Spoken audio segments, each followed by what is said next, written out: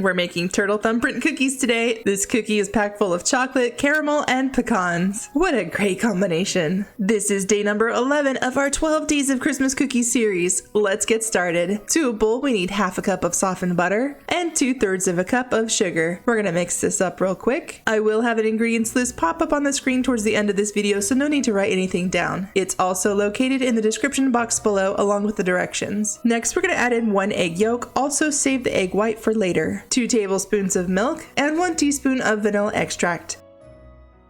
We're gonna mix this until it's nice and creamy.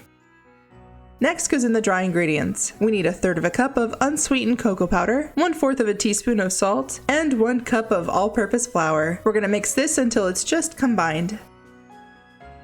Give the bowl a good scrape. The recipe says we need to refrigerate this dough for 1 hour. Grab a bit of parchment paper and into the fridge she goes. Okay, it's been a full hour, which means it's time for the next step, which is whisking the egg white we reserved earlier. Once it's nice and frothy, set that off to the side. It's been a full hour and our dough is ready. We're gonna use a tablespoon-sized cookie scooper and roll our dough into a ball.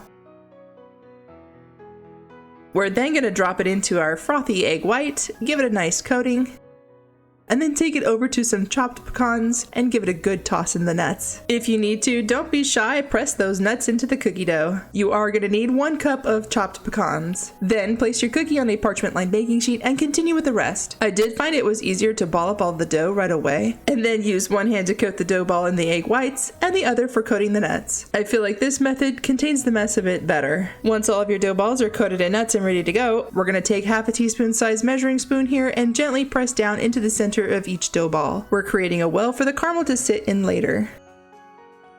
Into the oven at 350 degrees for 10 to 12 minutes depending on your oven. After they're out of the oven, if you've noticed they've poofed up a little in the middle, go ahead and reshape the centers with your measuring spoon. As for the caramel, we're going to be using these caramel bites. Regular Kraft caramel squares work too, I just happen to have these on hand. For the caramel, we need 2/3 of a cup plus half a teaspoon of water. We're going to microwave this for 30-second intervals, stirring every single time, for about 1.5 minutes. If you cook your caramel for too long or without stirring, you risk overheating it, which might cause it to harden like a rock. We definitely don't want that. Okay, I've let my caramel cool and I'm using a piping bag, but if you're more comfortable with a spoon, use that instead. We're gonna fill each cookie cavity like so, and while they're hanging out on the cooling rack, we're gonna go melt some chocolate for the drizzle.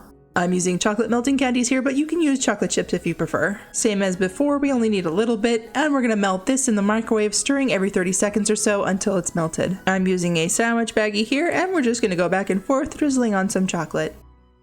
How pretty is that, and super easy to make. Let your chocolate completely set before stacking your cookies. This recipe makes about 20 cookies. Here's that ingredients list.